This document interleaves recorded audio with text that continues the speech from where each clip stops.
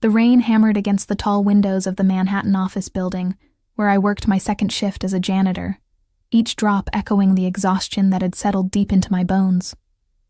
At 23, my life had become a carefully choreographed dance of survival. Morning shifts as a secretary at a law firm downtown, evening classes at community college twice a week, and nights cleaning corporate offices until my hands cracked from chemical cleaners and my feet screamed for mercy. I told myself it was temporary, that once I finished my business degree, everything would change. That the cramped studio apartment in Queens, with its perpetual smell of mildew, and the neighbor who played bass at 3 a.m, would become a distant memory.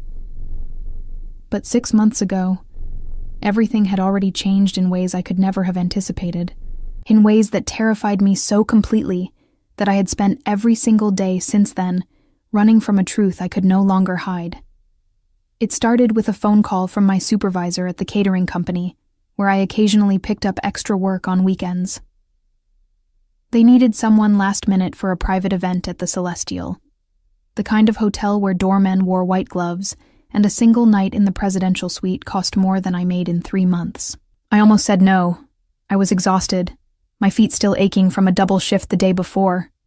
But the pay was triple my usual rate, and my landlord had just raised the rent again.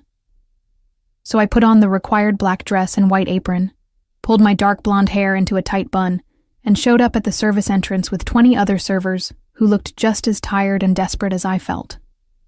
The ballroom was breathtaking in a way that felt almost obscene. Crystal chandeliers that probably cost more than my student loans, marble floors so polished I could see my reflection, and guests dripping in designer labels and jewelry that could fund a small country. I moved through the crowd with trays of champagne and hors d'oeuvres, invisible in the way service workers always are to the wealthy, until I felt it, that unmistakable sensation of being watched. I turned, and that's when I saw him for the first time. He stood near the floor-to-ceiling windows overlooking the city, impossibly tall and commanding in a perfectly tailored charcoal suit that probably cost more than my car. His dark hair was styled in that effortlessly perfect, slicked-back way that European men seem to master. And even from across the room I could see the sharp angles of his jaw, the intensity of his gaze, the way everyone around him seemed to lean slightly away, as if acknowledging an invisible radius of power. Adrian Caruso. I didn't know his name then, but I would learn it soon enough, along with everything else that made him both fascinating and absolutely terrifying. He didn't look away when I caught him staring, didn't pretend polite disinterest the way most people do. Instead, he raised his glass slightly in acknowledgement, the corner of his mouth lifting in something that wasn't quite a smile, but held more meaning than any words could convey.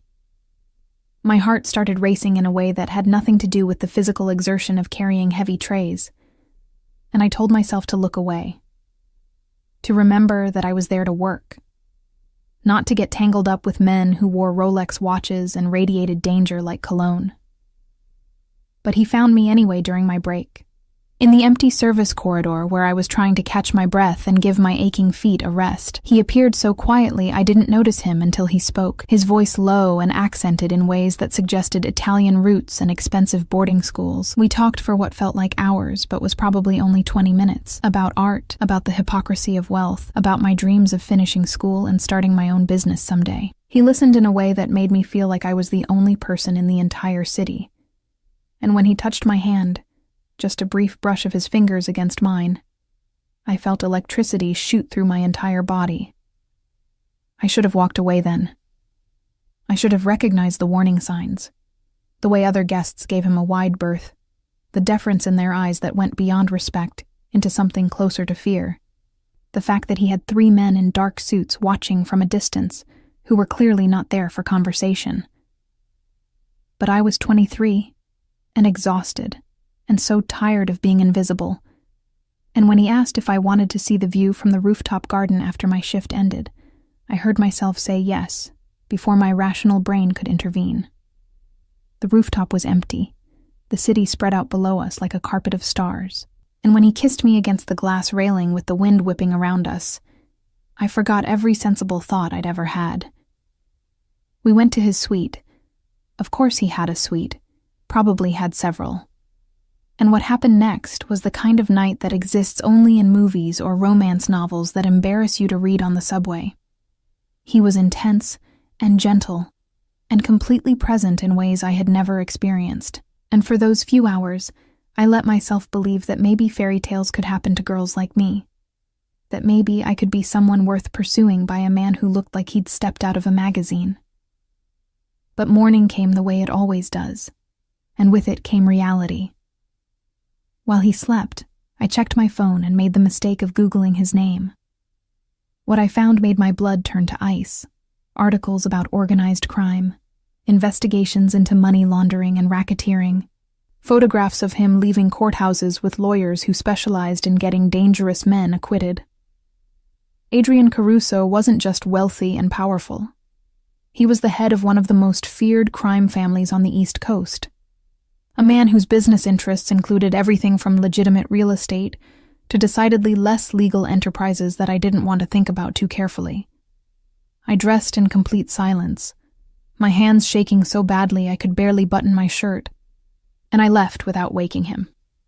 I threw away the business card he'd left on the nightstand with his private number, deleted the hotel from my map history, and spent the entire subway ride home, trying to convince myself that it had been a one-time mistake, a momentary lapse in judgment that I would never repeat.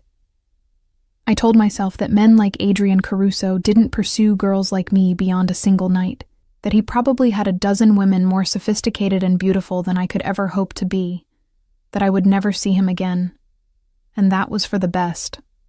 2 weeks later, I took a pregnancy test in the bathroom of a CVS, and when both lines appeared, I sat on that toilet for 20 minutes, trying to remember how to breathe. The second test confirmed it. So did the third. I made an appointment with a clinic in Brooklyn under a fake name, paid in cash, and listened to the doctor confirm what I already knew. I was approximately 6 weeks pregnant, healthy, and facing a decision that would define the rest of my life. I thought about terminating the pregnancy. I'm not ashamed to admit that. I thought about it seriously, made appointments I didn't keep, researched options until my eyes burned. But every time I got close to making that choice, something stopped me.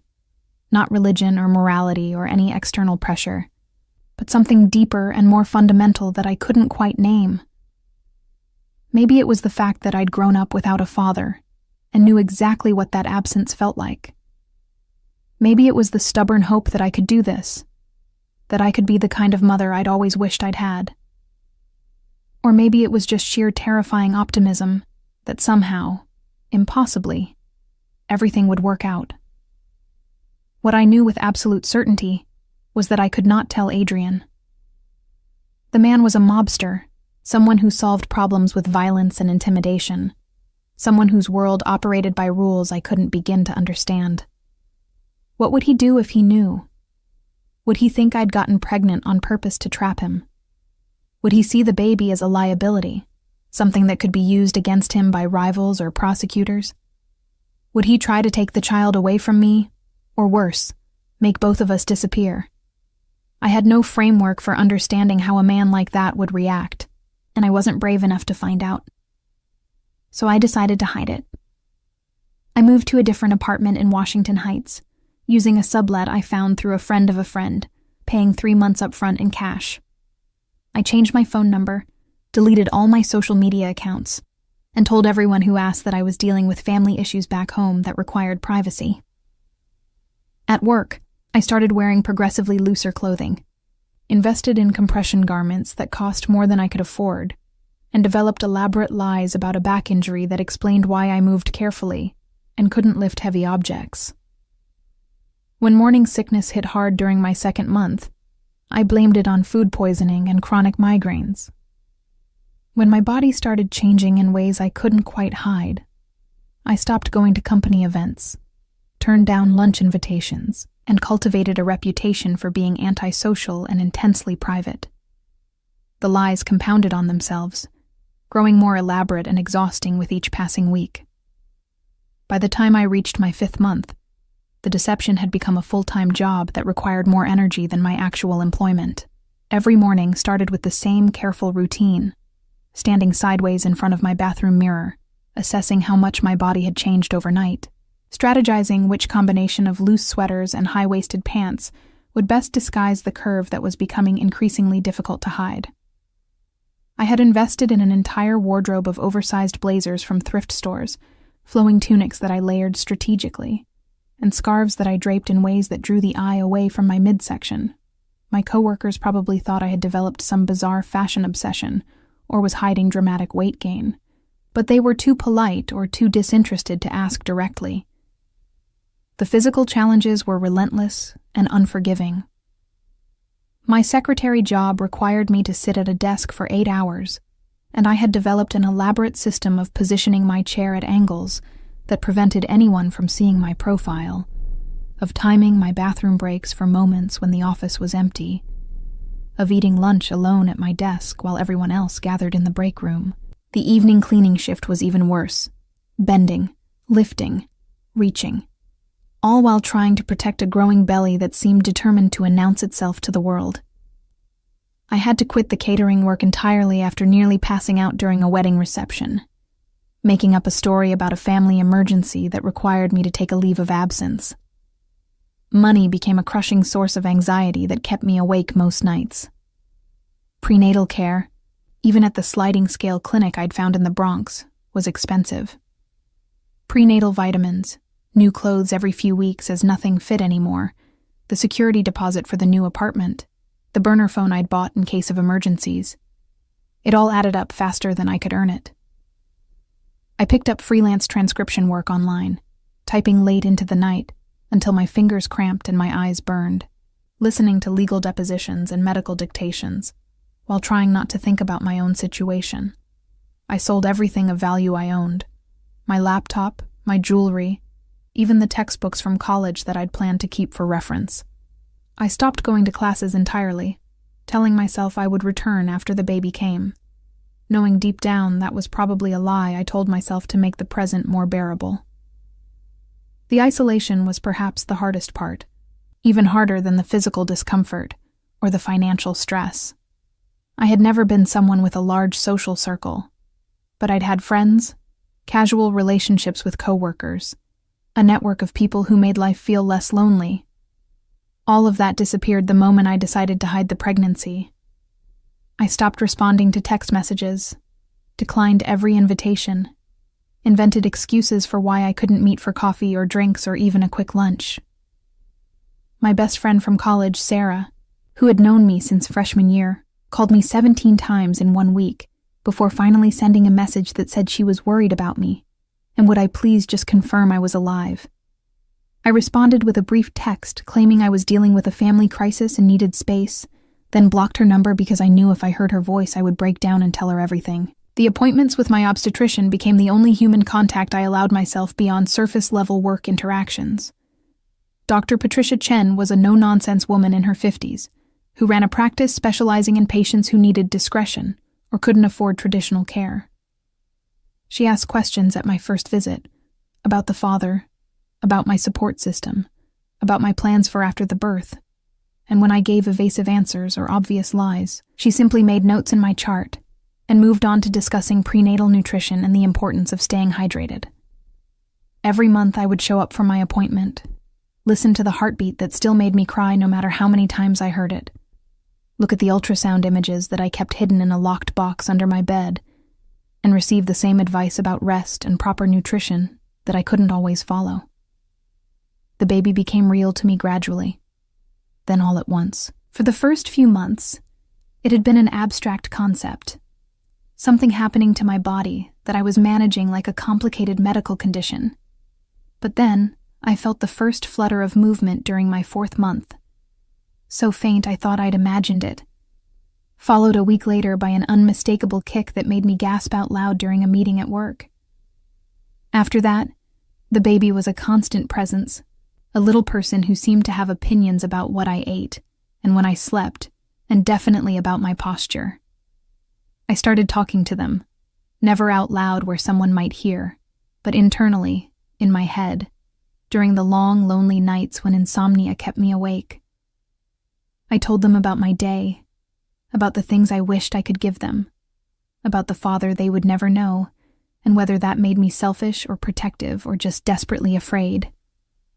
I thought about Adrian constantly, even though I tried not to. I would see men on the subway with similar builds, and my heart would race before I realized it wasn't him. I dreamed about him regularly. Sometimes the good memories of that night, the gentleness in his touch and the way he'd looked at me like I mattered, but more often nightmares where he discovered the truth and his expression turned cold and dangerous. I Googled him obsessively in those early months, reading every article I could find about his business dealings, his legal troubles, his family history. There were photographs of him at charity galas with beautiful women in designer dresses, leaving restaurants with associates who all looked like they could kill someone without breaking a sweat, emerging from courthouses with that same intense expression I remembered from our first meeting. One article described him as ruthless but fair, someone who commanded loyalty through a combination of fear and genuine care for those under his protection. Another detailed a violent altercation with a rival organization that had ended with 3 people dead and Adrian walking free due to lack of evidence. The contrast between these versions of him and the man who had listened to me talk about my dreams for hours, who had touched me with such careful attention, created a cognitive dissonance I couldn't resolve. Which one was real? Could both be true? And what did it say about me that I still thought about him with something more complicated than pure fear? As my pregnancy progressed, the paranoia intensified. I became convinced that someone was following me, that I would turn a corner and find one of his men waiting to escort me to some confrontation I wasn't prepared for. I varied my routes home, checked over my shoulder constantly, avoided places I'd mentioned during our brief conversation in case he remembered and came looking. When a black SUV with tinted windows parked outside my building for 3 days straight, I nearly had a panic attack before realizing it belonged to my neighbor's boyfriend who was visiting from New Jersey. Every unexpected knock on my door, every unfamiliar voice in the hallway, sent my heart racing and my mind spinning through terrible scenarios. The lying took a psychological toll I hadn't anticipated. I had never been someone who lied easily or often, had prided myself on basic honesty even when it was uncomfortable. But now, my entire existence was built on deception, layer upon layer of untruths that I had to track carefully to avoid contradicting myself. I lied to my landlord about why I needed to break my lease early. I lied to my employers about mysterious medical appointments that were becoming more frequent. I lied to the few remaining people in my life about why I'd become so distant and unreliable. And I lied to myself, constantly, about whether I was doing the right thing or just taking the cowardly way out. The worst moments came late at night when I was alone with my thoughts and the baby's movements and the crushing weight of uncertainty about the future. I would lie in bed in my tiny apartment, listening to sirens and shouting from the street below, and wonder what I would do when the baby arrived. How would I afford childcare? Could I manage work and an infant alone? What would I tell my child about their father when they were old enough to ask? Would I keep lying, creating an elaborate fiction about a man who didn't exist? Or would I tell some version of the truth that would leave them with more questions than answers? I had researched every possible option: adoption, foster care, government assistance programs, nonprofit organizations that helped single mothers. I had filled out applications for subsidized housing and childcare vouchers and emergency financial aid. I had even looked into whether I could legally give the baby up without naming the father, though the thought made me feel sick with guilt and shame.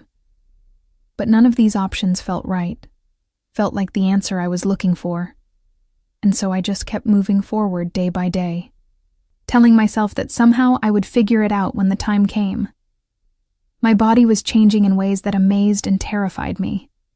The baby was active now, especially at night when I was trying to sleep, with what felt like full gymnastics routines that made my entire belly shift and ripple. I had gained weight, despite my careful eating, my face rounder than it had ever been, my ankles swollen by the end of every shift. My back ached constantly, my hips felt like they might split apart when I walked, and I had developed this waddle that I tried desperately to disguise as a normal gait. The physical discomfort was relentless, but it also felt deserved somehow, like penance for the choices I'd made. The breaking point came on a Tuesday in late October, 5 months and 2 weeks into my pregnancy, on an evening that had started out no different from any other. I had finished my secretary shift at the law firm, grabbed a sad sandwich from a bodega for dinner, and headed to my cleaning job at the corporate building in Midtown, where I'd worked for almost a year. The building housed various companies, financial firms, consulting agencies, a few tech startups, and I was responsible for the 12th through 15th floors, which meant 4 hours of emptying trash, vacuuming carpets, and cleaning bathrooms that executives barely acknowledged using. That particular evening, I felt off from the moment I arrived. The baby had been active all day, pressing against my ribs in ways that made it hard to breathe deeply, and I'd developed a headache during my commute that seemed to intensify with every passing hour. I pushed through anyway because I couldn't afford to miss a shift, not when I was already behind on saving money for when I wouldn't be able to work at all. I started on the 15th floor as usual, working my way through the offices systematically, trying not to think about how my back ached or how badly I needed to sit down. Around 8:30, my phone rang with a call from my landlord. I almost didn't answer, knowing it couldn't be good news, but some masochistic impulse made me pick up. His voice was apologetic but firm. The building had been sold, the new owners were planning renovations, and everyone had to be out by the end of the month. He understood this was difficult. He really did. But his hands were tied, and while he could return my security deposit within a week, I would need to find somewhere else to live immediately. The conversation lasted maybe 5 minutes, but by the time I hung up, my hands were shaking so badly I could barely hold the phone. For a moment, I just stood there in the empty hallway, staring at the industrial carpet and trying to process what this meant.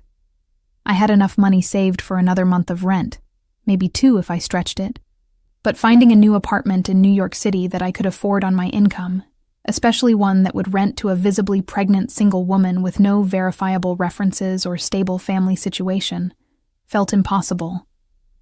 I thought about the baby, about what would happen if I ended up homeless, about whether this was the universe's way of telling me I'd made a terrible mistake in thinking I could do this alone. The panic hit me like a physical force, making my chest tight and my vision blur at the edges.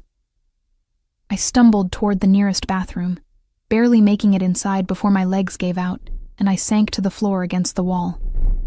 And then, for the first time since I'd found out I was pregnant, I completely fell apart. The tears came in huge, gasping sobs that I couldn't control. The kind of crying that makes your whole body shake and your throat raw. I wrapped my arms around my belly, feeling the baby moving inside me, and cried for everything I'd lost and everything I was afraid of losing still. I don't know how long I sat there on that cold tile floor, hunched over my pregnant belly in an empty bathroom in a building where I was supposed to be working. It could have been 5 minutes or 30. All I knew was that at some point, I became aware of footsteps in the hallway, heavy and deliberate, stopping right outside the bathroom door.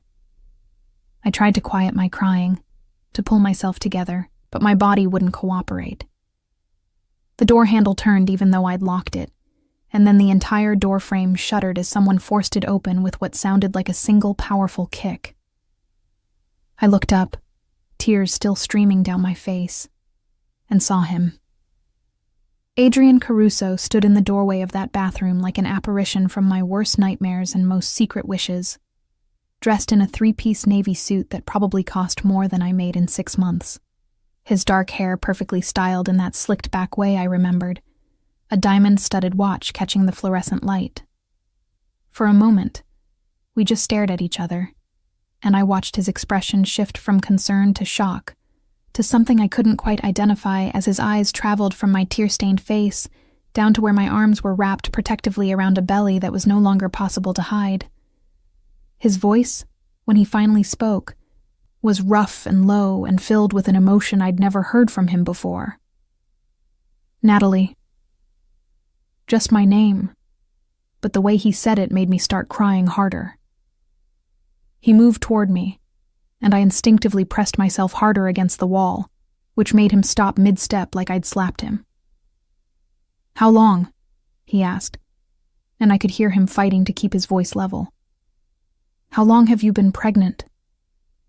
I couldn't answer, couldn't form words past the sobs that kept coming. He crouched down slowly, carefully, keeping some distance between us like he was approaching a frightened animal. Up close, I could see details I'd forgotten. The small scar above his left eyebrow, the exact shade of his eyes which were darker than I remembered, the way a muscle in his jaw tightened when he was trying to control himself. "Who's the father, Natalie?" His voice had gone very quiet, very dangerous. "Tell me now, who's the father?" The question hung in the air between us, and I knew I had seconds to make a decision that would change everything. I could lie, tell him it was someone else, some invented boyfriend or random hookup that had nothing to do with him. But looking into his eyes, seeing the way he was barely holding himself together, I couldn't do it. The truth came out in a whisper that was barely audible. "You are." I watched the words hit him like a physical blow. He rocked back on his heels, his hand coming up to his mouth, his eyes going wide with something that looked like shock and fury and hurt all mixed together.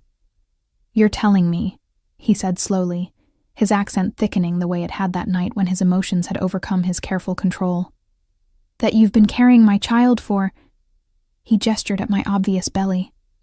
"Months? And you didn't think I deserved to know?" "I was scared," I managed to say through my tears. "I didn't know what you would do. I didn't know if you would—" I couldn't finish the sentence, couldn't articulate all the terrible scenarios I'd imagined. His expression hardened, and when he spoke again, his voice was cold enough to make me shiver. "What did you think I would do, Natalie? What exactly did you imagine?" He stood up abruptly, pacing the small bathroom like a caged animal. "Did you think I would hurt you, force you to do something you didn't want, make you disappear?" Each question was sharper than the last, and I could hear genuine pain underneath the anger. "I don't know you," I said, and it came out more defensive than I intended. "We spent one night together. I only knew what I read about you online, and none of it suggested you would be happy about an accidental pregnancy with someone you barely knew." He turned to face me so fast I flinched. "One night," he repeated, his voice incredulous. "You think that was just one night to me? You think I haven't spent the last 6 months trying to find you, wondering what I did wrong to make you run away like I was some kind of monster?" He ran his hand through his hair, disrupting the perfect styling. "I had people searching for you, Natalie. Discreetly, because I didn't want to scare you, but I looked. Do you have any idea how much it costs to disappear from someone with my resources? How carefully you must have hidden." I stared at him, processing this information that contradicted everything I'd assumed. "You looked for me?" My voice came out small, uncertain. "Of course I looked for you," he said, and suddenly all the anger seemed to drain out of him, leaving behind something that looked almost like devastation. He sank down against the opposite wall, putting his head in his hands. "That night meant something to me. You meant something to me. And then you just vanished, and I thought—" He stopped, looked up at me with eyes that held too much emotion. "I thought I'd imagined the connection, that I'd misread everything, that I was just another rich man who'd convinced himself a beautiful woman actually wanted him for more than his money." The vulnerability in his admission made my chest ache. "It wasn't like that," I said quietly. "That night it was real. All of it was real. That's why I ran, because it scared me how much I felt, how fast everything happened. And then I found out who you really were, and I panicked." He was quiet for a long moment, studying my face like he was trying to read my thoughts. So instead of talking to me, Instead of giving me a chance to be part of this, you decided to hide my child from me for months. To struggle alone, to cry on bathroom floors, to... His gaze swept over my cheap, oversized clothes, my tired face, and I could see him piecing together just how difficult things had been. How have you been managing? Financially? With medical care? I've been managing, I said, lifting my chin with what little pride I had left. I have 2 jobs. I found a clinic. You've been barely surviving. He cut me off, his voice hard. Don't lie to me, Natalie. Not now. Not about this. He stood up, and suddenly he was looming over me, this tall, powerful man who could probably destroy my life with a phone call if he wanted to. You're coming with me. What? I tried to push myself up off the floor, but my body wouldn't cooperate. No, I can't just... This isn't a negotiation. He reached down, and before I could protest, he'd scooped me up in his arms like I weighed nothing, pregnancy belly and all. You're exhausted, you're upset, and you're carrying my child. We're going somewhere safe where we can talk properly. Where you're not sitting on a bathroom floor in a building where you shouldn't be working in your condition in the first place. Put me down, I said, but there was no force behind it. The truth was, I was so tired, so overwhelmed, and being held by someone who actually seemed to care about my well-being, even if he was also furious with me, felt better than I wanted to admit. Adrian carried me out of that bathroom and through the empty office building like I was something precious and breakable, his arms steady and strong around me, despite my protests that I could walk. In the elevator, I caught our reflection in the mirrored walls, him in his expensive suit looking every inch the powerful man he was, me in my cleaning uniform with tear-stained cheeks and a belly I could no longer hide. The contrast between us almost absurd. His jaw was set in a hard line, and I could see a muscle ticking in his cheek that suggested he was holding back a storm of emotions through sheer force of will. 3 men in dark suits were waiting in the lobby, and they didn't even blink at the sight of their boss carrying a pregnant woman through the marble-floored entrance. One of them moved ahead to open the door of a black SUV that had pulled up to the curb. Another spoke quietly into his phone in what sounded like Italian, and the third scanned the street with the practiced alertness of someone expecting trouble. Adrian settled me into the back seat with surprising gentleness before sliding in beside me, and within seconds we were moving through the Manhattan traffic with the kind of smooth efficiency that suggested the driver had done this countless times before. I stared out the window, watching the city lights blur past, trying to process what was happening. This was the scenario I'd been afraid of for months. Being found, being confronted, being pulled into Adrian's world whether I wanted to be or not. Except it wasn't playing out the way I'd imagined.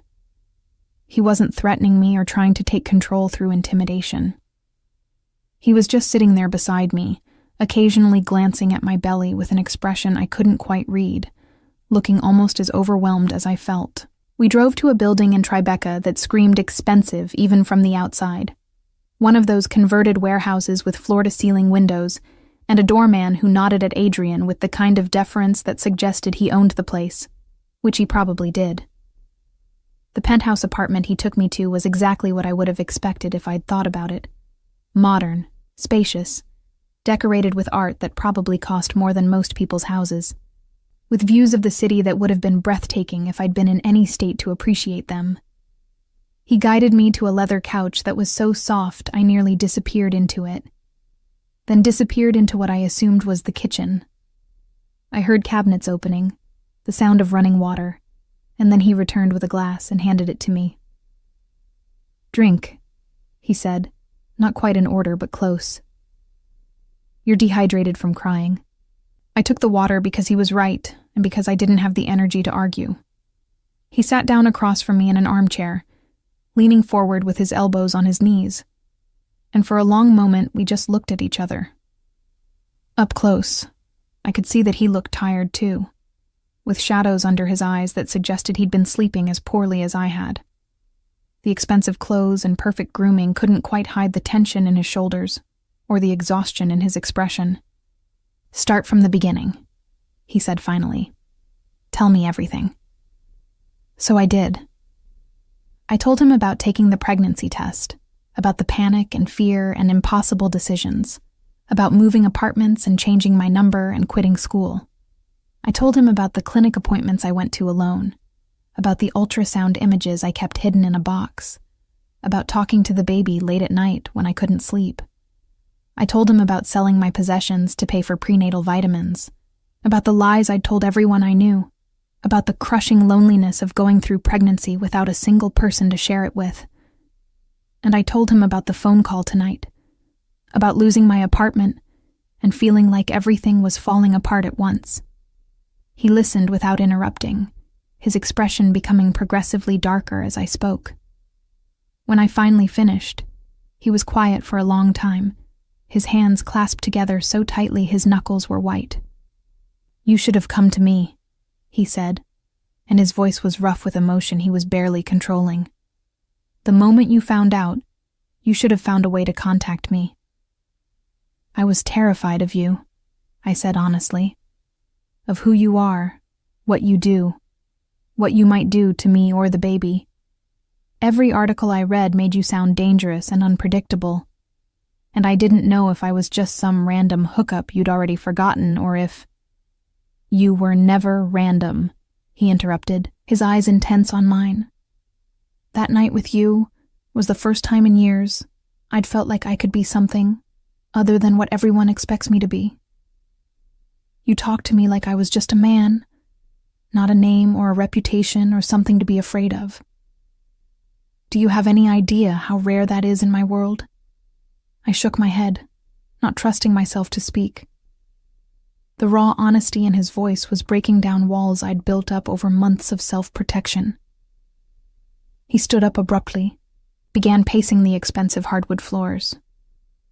"I understand why you were scared.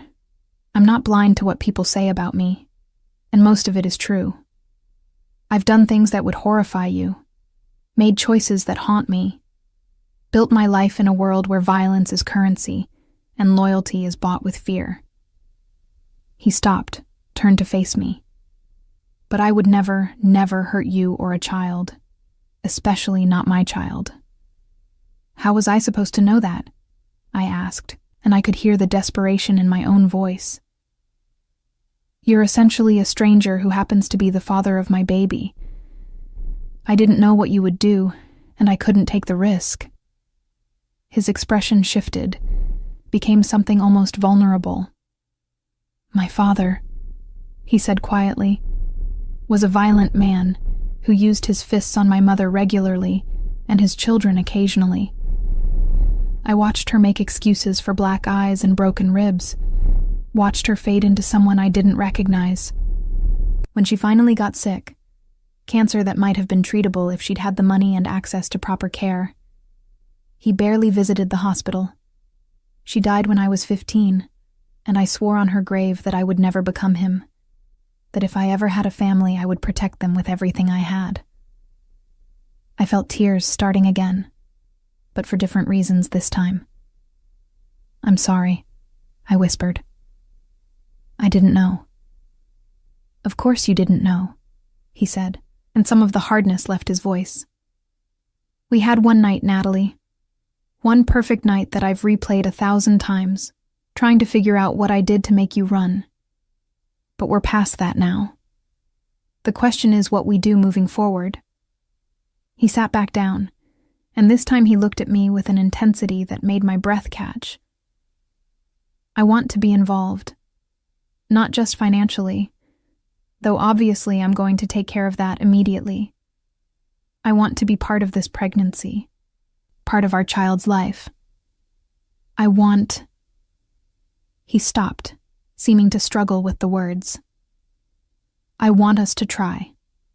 Not because you're pregnant, though that's certainly a factor, but because I haven't been able to stop thinking about you since that night. Because when I heard you crying and recognized your voice, my first thought wasn't about the pregnancy or the deception. It was that I'd finally found you, and I wasn't going to let you disappear again. My heart was pounding so hard I was sure he could hear it. "Adrian, I don't know if I can be part of your world. The things you do, the danger. I'll change," he said immediately. "Not who I am fundamentally, but the parts that put you at risk. I've been thinking about stepping back from certain operations anyway, delegating more to people I trust. And I have resources you can't imagine. Security, protection, the ability to make sure you and the baby are safe no matter what threats might arise." "That's not normal," I said, almost laughing despite everything. "Normal people don't need security teams and protection details. We stopped being normal people the moment you got pregnant with the heir to the Caruso family," he said bluntly. "Whether you like it or not, this child makes you both targets. My enemies will see you as leverage, as a weakness they can exploit. The only way to keep you safe is to bring you into my protection fully, to make it clear that touching you means war with me." The reality of what he was saying settled over me like a weight. I'd been so focused on hiding from Adrian that I'd never really considered the other dangers that might exist, the threats from people I didn't even know existed. "This is insane," I said. My life was supposed to be simple.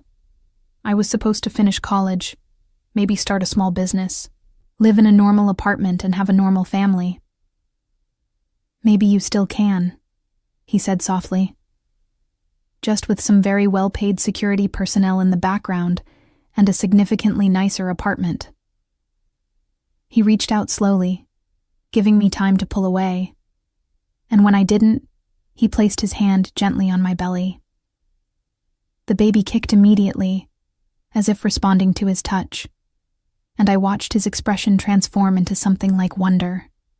The next few days passed in a blur of changes that happened so fast I could barely process them. Adrian didn't ask for my permission or input so much as inform me of decisions he'd already made, and while part of me bristled at his high-handed approach, I was too exhausted and overwhelmed to fight most of it. Within 24 hours of that bathroom confrontation, he'd moved all my possessions from my tiny apartment in Washington Heights to a secure building in the Upper East Side, where he maintained what he called a safe house.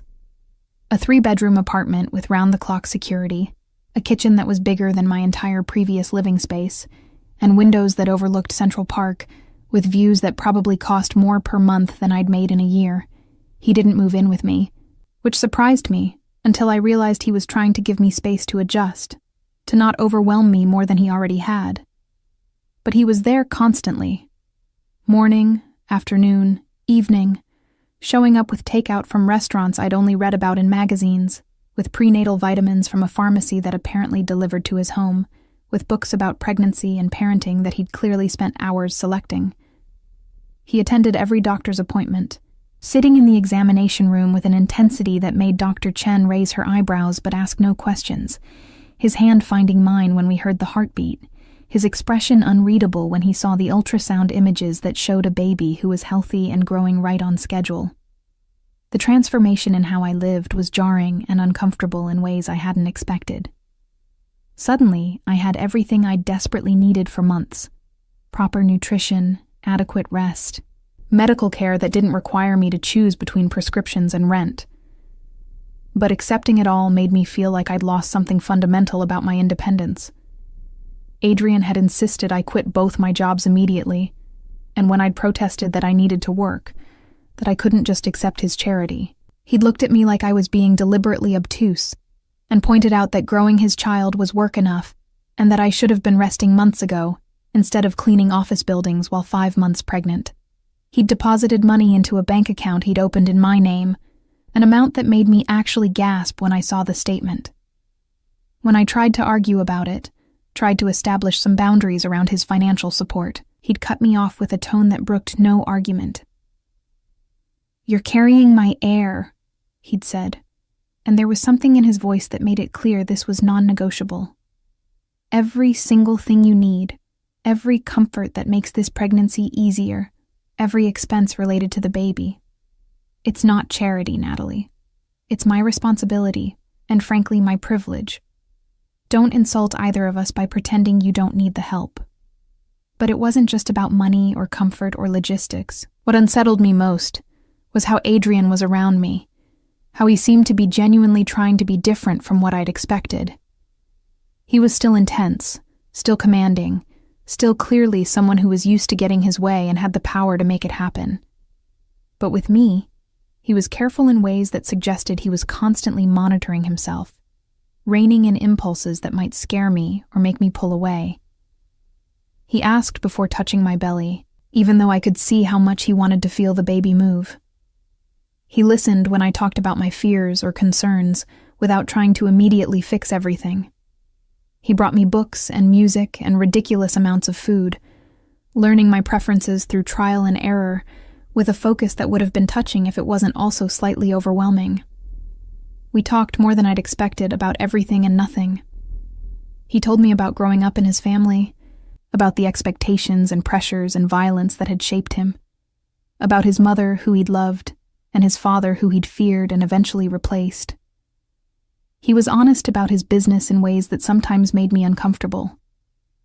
He didn't glorify it, or pretend it was something it wasn't, but he also didn't apologize for choices he'd made to survive and eventually thrive in a world that had very different rules than the one I knew. And slowly, carefully, he began sharing his vision for how things could be different, for how he could step back from the most dangerous aspects of his operations and focus on legitimate businesses that wouldn't put his family at risk. I've been thinking about this for a while, he admitted one evening while we were sitting in the apartment's living room, him in an armchair and me on the couch, with my feet propped up because my ankles had started swelling. Even before I found you again. The violence, the constant threat of prosecution or war with rivals, it's exhausting and it's not sustainable. I have lieutenants who are capable of running most operations, who've been loyal for years and deserve more responsibility. I can maintain oversight without being directly involved in things that might get me killed or imprisoned. Can you really walk away? I asked skeptically. I thought once you were in that life, you were in it permanently. I'm not talking about walking away entirely, he clarified. I'll always be who I am, always have connections and influence, and yes, some business interests that operate in gray areas. But there's a difference between being the person who makes every decision and gets their hands dirty, and being someone who delegates and maintains strategic control from a distance. My child deserves a father who's present, who's not constantly looking over his shoulder or preparing for the next attack. I wanted to believe him, wanted to trust that he could change enough to make this work. But I'd read enough about organized crime to know that leaving wasn't simple, that enemies didn't just forget about you because you decided to be less involved. What about the people who see the baby as leverage? I asked, voicing the fear that had been growing since he'd first mentioned it. You said your enemies would target us. How does you stepping back change that? His expression hardened. It doesn't, not entirely. Which is why you'll have security with you whenever you leave this apartment. Why the baby will have protection from the moment they're born. Why I'm restructuring my entire operation to eliminate the rivals who pose the biggest threats. He leaned forward, his eyes intense. I know this isn't the life you wanted, Natalie. I know it's not normal or simple or anything like what you imagined when you thought about having a family. But I can keep you safe. Both of you. That's not arrogance. It's a promise I'm prepared to back up with every resource I have. The certainty in his voice should have been reassuring, but instead, it just highlighted how far my life had diverged from anything I'd planned. I thought about the girl I'd been 6 months ago, the one who'd been focused on finishing college and building a modest, stable life. That version of me felt like a stranger now. Someone naive who'd had no idea how quickly everything could change. I'm scared, I admitted quietly. Of this world, of what it means for our child, of whether I'm strong enough to survive in it. You're already surviving in it, he said. You've been surviving it for months, alone, with no support and minimal resources. You're stronger than you think, Natalie. You just need to stop trying to do everything by yourself and let someone help carry the weight. Over the following weeks, I started to let myself believe that maybe, possibly, this could work. Adrian was relentless in his attention, showing up every day with the kind of consistency that slowly wore down my defenses. He learned what foods made my morning sickness worse and brought alternatives.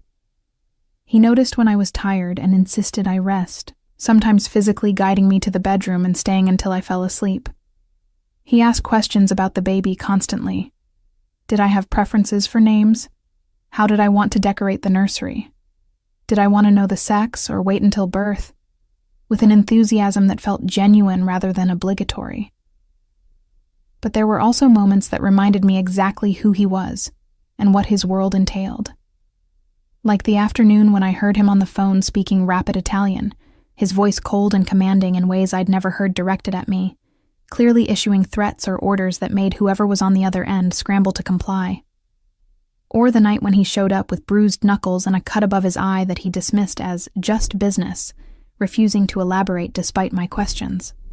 Or the constant presence of security personnel who appeared whenever I left the apartment, silent men and women who watched everything with the kind of alertness that suggested they were expecting trouble.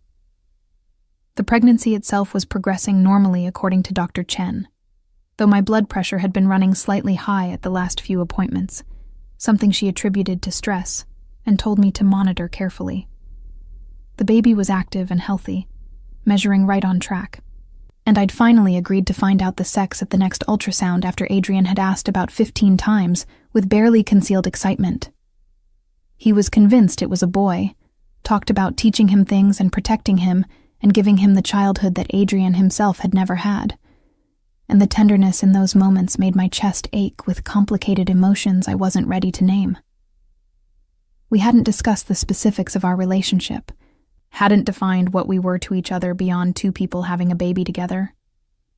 He hadn't tried to kiss me or touch me in any way that went beyond the careful, almost reverent way he put his hands on my belly to feel the baby move. I didn't know if it was because he was giving me space to adjust or if he simply didn't see me that way anymore, and I was too afraid to ask because I wasn't sure what answer I wanted to hear. Everything changed on a cold November evening when I was 6 months pregnant and starting to feel like maybe we had figured out a fragile equilibrium that could actually work. Adrian had left earlier that afternoon for what he'd described as an important meeting with some associates, promising to be back for dinner and asking what I wanted him to bring. I'd been reading in the living room, occasionally talking to the baby about everything and nothing, when I heard shouting from the hallway outside the apartment, followed by sounds that could only be gunfire. My entire body went cold with terror. I grabbed my phone with shaking hands and tried to call Adrian, but it went straight to voicemail. The security guard who was supposed to be stationed outside my door burst in, a woman named Maria who'd been nothing but professional in the weeks I'd known her. "We need to move you now," she said, her voice urgent but controlled. "There's been a breach in the building. Protocol is to get you to the safe room immediately." I barely remember the next few minutes. Maria half carrying me through the apartment to what I'd thought was a closet, but turned out to be a reinforced panic room with its own ventilation system and communication equipment. Her barking orders into her radio while sealing the heavy door behind us. I sat on the floor because there was nowhere else to sit, my arms wrapped around my belly protectively, listening to muffled sounds from outside that might have been more gunfire, or might have been my imagination. The baby was moving frantically, responding to my elevated heart rate and stress hormones, and I tried to breathe slowly and stay calm like they taught in all those prenatal classes I'd attended online. But terror was making that almost impossible. It felt like hours, but was probably only 40 minutes before the door opened again, and Adrian appeared, looking absolutely wild with fear and rage. He had blood on his shirt, whether his or someone else's I couldn't tell, and his hair was disheveled in a way I'd never seen, the usually perfect styling completely destroyed. He was across the room in 2 strides, pulling me up from the floor and into his arms so tightly I could barely breathe, his hands shaking as they moved over me like he was checking for injuries. "Are you hurt?" His voice was rough, almost unrecognizable. "Did anyone touch you? Is the baby..." "We're fine," I managed to say, though I was shaking so hard I could barely get the words out. "What happened? What was that?" His expression turned absolutely murderous. "Rivals," he said shortly.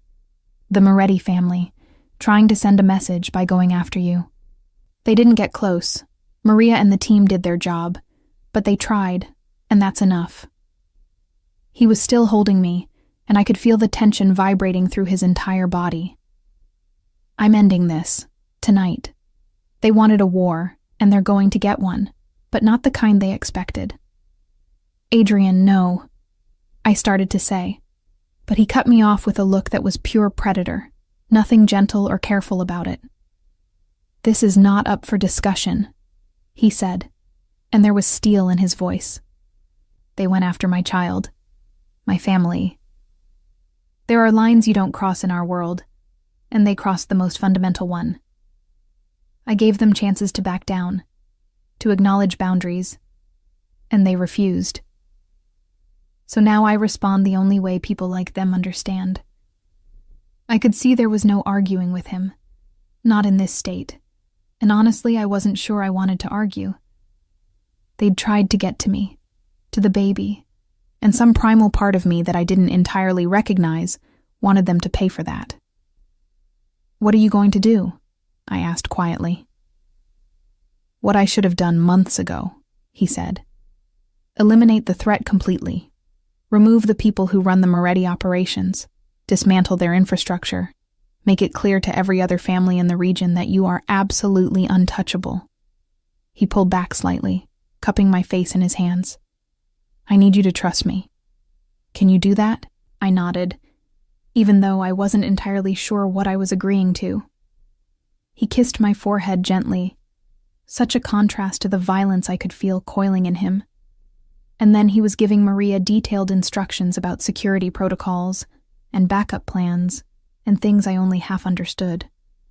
He told me he'd be back as soon as possible, that I should stay in the apartment with enhanced security, that everything would be different after tonight. And then he was gone, and I was left alone with my fear and my racing thoughts and a baby who wouldn't stop kicking. Maria tried to get me to eat something, to rest, but I couldn't do either. I paced the apartment for hours, imagining worst-case scenarios, wondering what eliminate the threat actually meant in practice, terrified that Adrian wouldn't come back or that he would come back changed in ways I couldn't handle. The baby's movements became more agitated as the night wore on, responding to my stress in ways that made me feel guilty and helpless. It was almost dawn when Adrian finally returned, looking exhausted and grim but uninjured. He found me in the nursery we'd been slowly putting together, sitting in the rocking chair and staring at the empty crib. He didn't say anything at first, just pulled me up and held me, and I could feel how tightly wound he still was despite the weariness in his body. "Is it over?" I asked against his chest. "It's over," he confirmed. "The Moretti leadership is gone, their operations dismantled, their territory redistributed. The other families have been informed that you and the baby are under my absolute protection, and anyone who threatens that will face the same consequences. You're safe now, Natalie. I promise you're safe." I wanted to ask for details, wanted to know exactly what he'd done and who had died, and whether I should be horrified or grateful, or both. But looking at his face, seeing the weight of whatever had happened in the shadows of the last few hours, I couldn't make myself ask. Instead, I just nodded and let him lead me to bed, where he held me while I finally fell asleep from pure exhaustion. The next few weeks were strange and tense.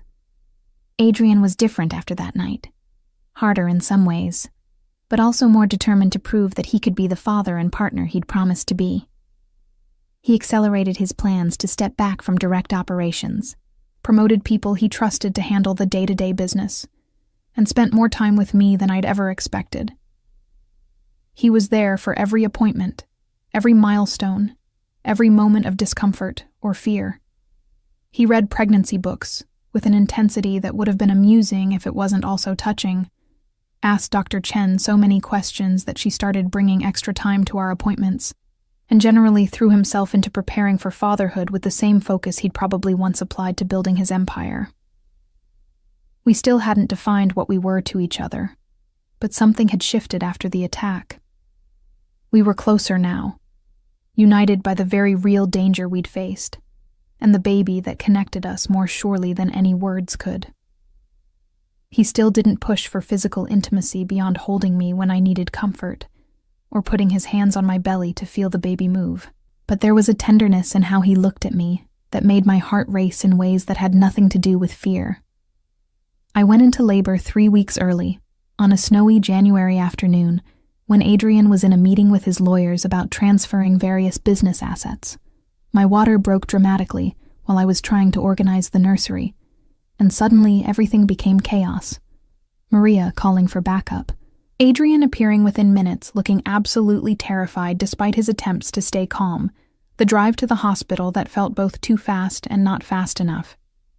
And then hours of labor that were simultaneously the most painful and most profound experience of my life, with Adrian holding my hand through every contraction, whispering encouragement in English and Italian, looking at me like I was performing some kind of miracle.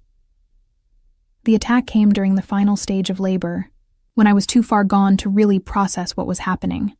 I heard shouting, saw Adrian pull a gun from somewhere, watched him position himself between me and the door, with an expression that promised death to anyone who came through it.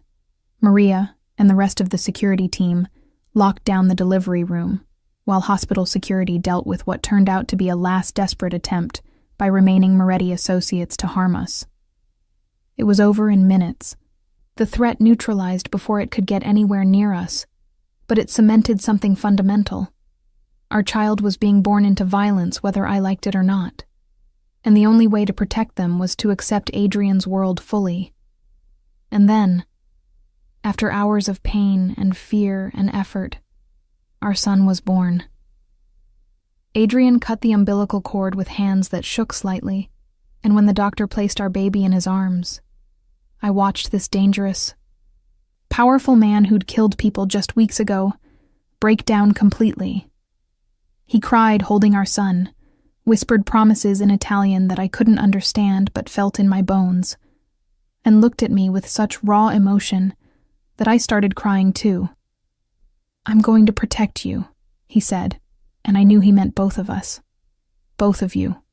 Whatever it takes, however I need to change, I'll do it. You're my family now, Natalie. The only thing that matters. I reached up to touch his face, this man who terrified me and comforted me in equal measure, and said the words that had been building for weeks.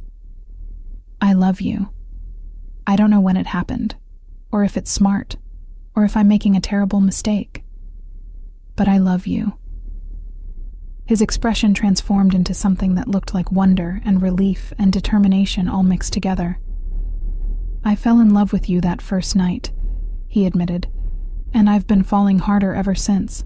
I know my world is violent and dangerous and not what you wanted, but I swear I'll spend the rest of my life making sure you never regret giving me this chance. He kissed me then, finally, with our son between us and the sound of security teams outside the door and the knowledge that nothing about our life would be normal or easy. But looking at our baby, at this tiny perfect person we'd created, I realized that maybe normal was overrated anyway. Maybe what we had was better, harder and scarier, and requiring more courage than I'd known I possessed, but real in ways that transcended any fairy tale I'd once imagined. In the days that followed, Adrian made good on his promises. He stepped back from his most dangerous operations, restructured his entire organization to prioritize our family's safety, and began the long process of transitioning toward legitimate businesses that wouldn't put our son at risk. It wasn't a complete transformation. He was still who he was, still had connections and power that operated in shadows. But it was genuine change, the kind that came from loving something more than he loved power. We moved to a house outside the city with security that rivaled a fortress, created a life that balanced Adrian's business needs with our son's safety and my slowly rebuilding sense of self. I started taking online classes again, working toward finishing my degree on my own timeline, with Adrian's full support and encouragement. We built something that looked almost like a normal family, if you ignored the armed security and the occasional meetings with people who clearly operated outside the law. Our son, who we named Marco after Adrian's mother's maiden name, grew up knowing he was loved fiercely by both parents, protected absolutely, an heir to a complicated legacy that we would help him navigate when he was old enough to understand. And I learned that love doesn't always look like you expect it to, that sometimes the person you're most afraid of becomes the person you can't imagine living without, and that family, real family, is worth every risk, every fear, and every moment of courage it takes to choose it over safety. I'd hidden the truth for months, terrified of what Adrian would do when he found out. But in the end, that truth became the foundation for something stronger than I'd ever imagined. A love built not on perfection or ease, but on choosing each other every single day despite the dangers, the differences, and the impossible complications of the world we inhabited together. The first few months of Marco's life were a study in contradictions that I never could have anticipated. Moments of pure domestic bliss interwoven with stark reminders that our family existed in a world most people only saw in movies. I would be sitting in our nursery at 3 a.m, feeding our son while watching the sunrise over the heavily secured property, feeling like the most normal new mother in the world. And then I'd notice the armed guard doing rounds outside the window, and remember that normal had never really been an option for us. Adrian had meant what he said about protection, about restructuring his entire life around keeping us safe, and the evidence of that commitment was everywhere I looked. The house he'd chosen for us was technically in Westchester, far enough from the city to feel almost suburban, but close enough that he could still attend necessary meetings when required. It was beautiful in an understated way. Not the ostentatious mansion I might have expected, but a renovated colonial with good bones, tall windows that let in natural light, and enough property that the security measures could be implemented without making it feel like we lived in a compound. He'd consulted me on every decision about the interior, learning my preferences and tastes with the same intensity he applied to everything else, and the result was a home that actually felt like mine, rather than just another space he controlled. But the security was undeniable, and sometimes suffocating. There were cameras covering every angle of the property, motion sensors in the woods that surrounded us, a panic room even more sophisticated than the one in the apartment, and a rotating team of guards who operated in shifts around the clock.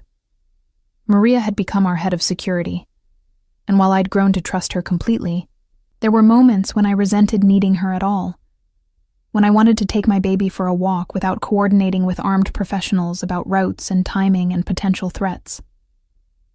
Adrian was navigating his own complicated transition, and I could see the strain it put on him even as he tried to hide it from me.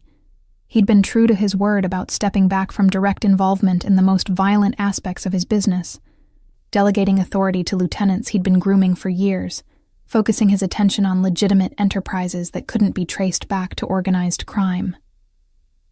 But pulling away from that world wasn't as simple as just making a decision. There were expectations he had to manage, alliances he had to maintain carefully so they didn't feel betrayed or weakened, and a constant need to prove that his reduced involvement didn't mean he was weak or vulnerable to challenge.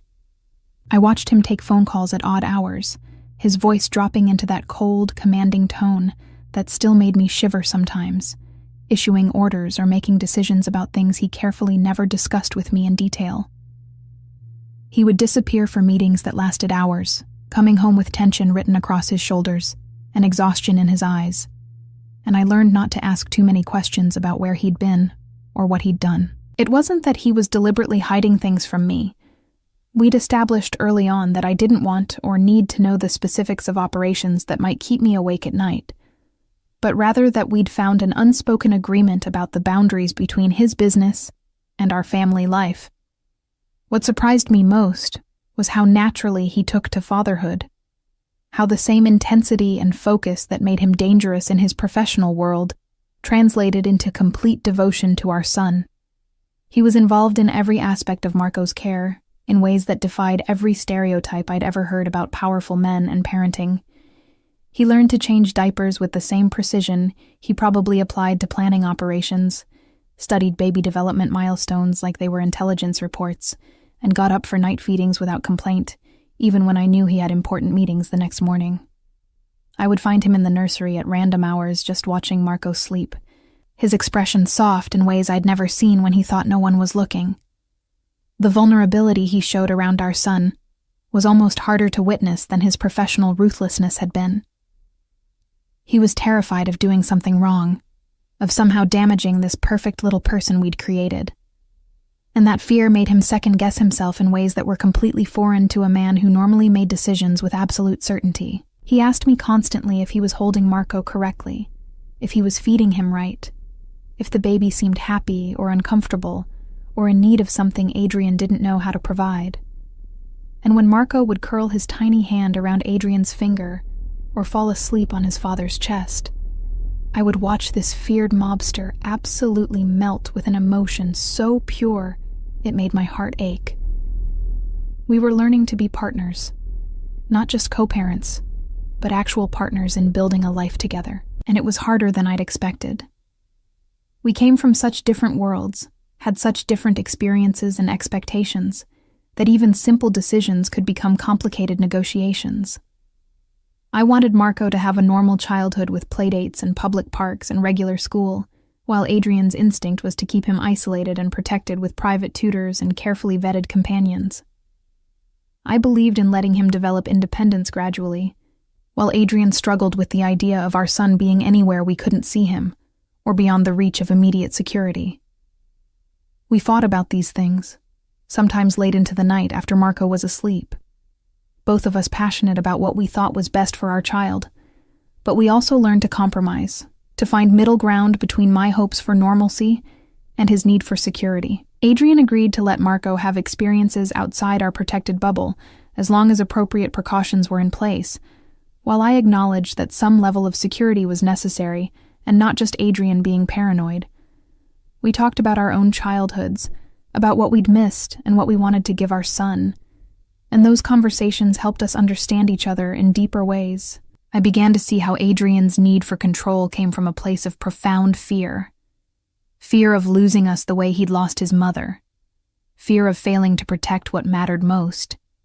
Fear that one mistake could cost him everything he'd finally allowed himself to care about. My relationship with Adrian himself continued to evolve in ways that both thrilled and terrified me. We'd acknowledged our feelings for each other in that hospital room, but actually building a romantic relationship while simultaneously learning to parent together was complicated. We were living in the same house, raising a child together, but we hadn't discussed marriage or made any formal commitment beyond our shared dedication to Marco. Adrian had given me the master bedroom while he took a guest room down the hall, respecting my need for space, even though I could sometimes feel his frustration with the arrangement. The physical tension between us was constant and growing. He would brush past me in the hallway and I'd feel electricity shoot through my entire body. I'd watch him hold our son and want nothing more than to be wrapped in those same arms. He'd look at me sometimes with such naked desire that I'd have to look away before I did something impulsive. But we were both holding back, both afraid of rushing into something before we'd fully established the foundation of trust and partnership we needed. It was about 4 months after Marco's birth when things finally shifted. I'd been cleared by my doctor to resume normal activities, though the exhaustion of new motherhood and the lingering effects of pregnancy made normal feel like a distant goal. Adrian had been away for a 2-day trip to the city to handle some business he couldn't avoid, and when he returned late on a Saturday night, I was still awake in the living room, unable to sleep despite my exhaustion. He found me curled up on the couch with a book I wasn't really reading, and something about the way he looked at me made my breath catch. "I missed you," he said simply, and there was such raw honesty in those 3 words that I felt something crack open in my chest. Not just Marco, though of course I missed him too, but you, Natalie. I miss talking to you, hearing your laugh, just being in the same room with you. These last 2 days felt like torture. I set down my book, my heart pounding. "I missed you too," I admitted. "The house feels empty when you're not here. Marco kept looking around like he was searching for you, and I kept wanting to tell you things, or ask your opinion, or just... I stopped, not sure how to articulate the depth of what I was feeling. He crossed the room slowly, giving me time to object or pull away, and when I didn't, he sat beside me on the couch, close enough that I could feel the heat of his body. "I've been trying to give you space," he said quietly, "trying not to push you into anything before you were ready. But I need you to know that what I feel for you isn't just about Marco or obligation or gratitude. I'm in love with you, Natalie. Completely. The way you are with our son, your strength, your stubbornness when you think I'm being too controlling, the way you've adapted to this insane life without losing who you are. Everything about you makes me fall harder." I reached up to touch his face, tracing the sharp line of his jaw, the small scar above his eyebrow. "I'm scared," I whispered. "Scared of how much I feel. Scared of your world. Scared that something will happen and I'll lose this before I've really had a chance to appreciate it." "I'm scared too," he admitted, and the vulnerability in his eyes was almost painful to see. "Terrified that I'll fail you, that I won't be able to keep you safe, that you'll wake up one day and realize you've made a terrible mistake tying yourself to someone like me. But I'm more scared of not trying, of living in the same house with you, and pretending that what we have is just co-parenting when it's so much more than that." I kissed him then, finally closing the distance we'd been maintaining for months, and it felt like coming home and jumping off a cliff simultaneously.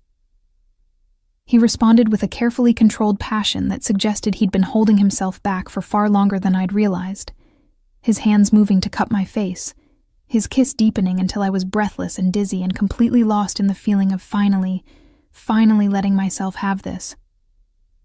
We didn't sleep together that night. We were both too aware of Marco sleeping upstairs, too conscious of taking things slowly, despite the intensity of what we felt. But we stayed on that couch until dawn, talking and kissing and making promises about the future we wanted to build together. He asked me properly if I would marry him, not because of the baby, or because it made sense logically, but because he loved me and wanted to spend his life with me. And I said yes, knowing it meant fully accepting his world with all its complications and dangers, because the alternative, a life without him, was unthinkable. The engagement was kept private initially, just between us and our closest circle. Adrian gave me a ring that was beautiful, but not ostentatious, a single perfect diamond that caught the light in ways that made me think of that first night when everything had started. We planned a small wedding for the summer, just family and trusted friends, in the garden of our home where security could be managed, and we could celebrate without worrying about public attention or potential threats. But planning a wedding while parenting an infant and managing the complexities of Adrian's business transition was predictably chaotic. There were moments when I wondered if we should just elope, skip all the stress and complication, and just get married at City Hall with Maria and one of Adrian's most trusted associates as witnesses. But Adrian wanted to give me something special, wanted our son to be there when we made our commitment official, and his determination to make it perfect was both touching and occasionally overwhelming. The threats never completely disappeared, though they evolved as Adrian's enemies realized that direct attacks would be met with overwhelming retaliation. Instead of violence, they tried other approaches. Attempts to get information about our security procedures, efforts to find vulnerabilities in Adrian's new business structure, subtle campaigns to damage his reputation with families he was trying to maintain alliances with. Adrian handled each threat with the same cold efficiency he'd always shown. But I could see the toll it took on him. The way he worried constantly about whether he was doing enough to protect us. There were still nights when I woke up in a panic, convinced I'd heard something suspicious, only to find Adrian already awake and alert, his weapon within reach even though we had security throughout the property. There were still moments when I resented the restrictions on our lives, when I wanted to just take Marco to a playground without coordinating with armed guards or planning escape routes. And there were still times when I looked at my life and couldn't quite believe this was real, that I'd gone from hiding a pregnancy in fear to building a family with one of the most dangerous men on the East Coast. But there were also moments of pure joy that made all the complications worthwhile. Watching Adrian teach Marco to make silly faces, the two of them giggling together with identical expressions of delight.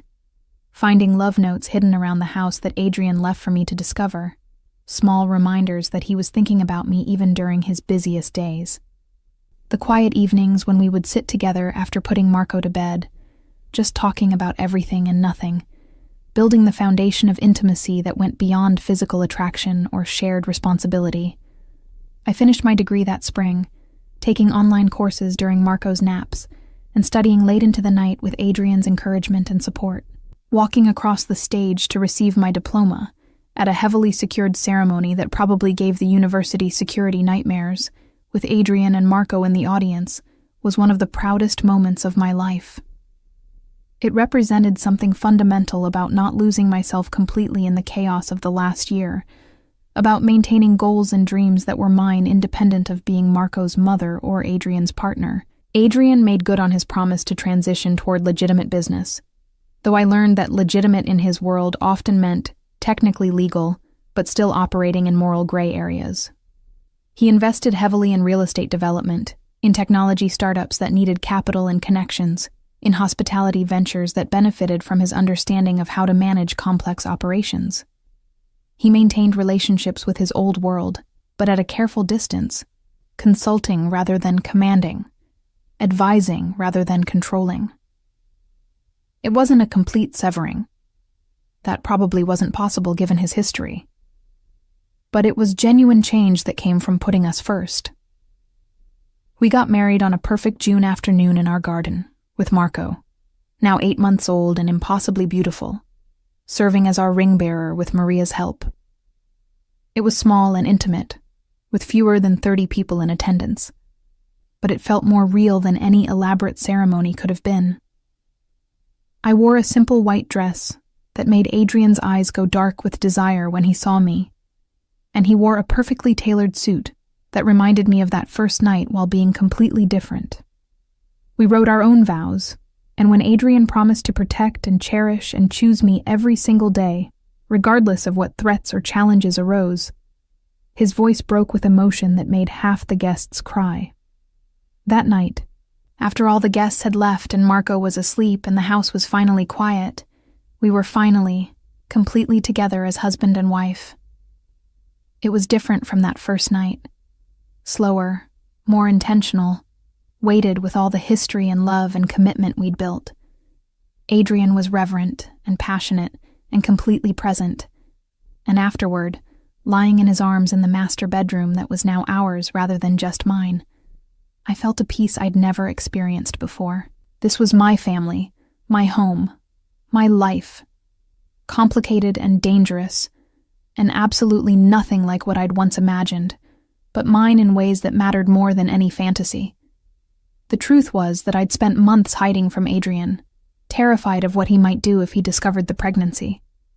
But in the end, being found had been the best thing that could have happened. Not because his money or protection made life easier, though they certainly did, but because being with him, building this family together, had taught me that love doesn't always arrive in safe, predictable packages. Sometimes it comes wrapped in danger and complications and choices that terrify you, and you have to be brave enough to reach for it anyway. Sometimes the person you're most afraid of becomes the person you trust most completely. And sometimes hiding from the truth delays, but doesn't prevent the inevitability of love finding you exactly when you need it most, even if you're too scared to see it at the time.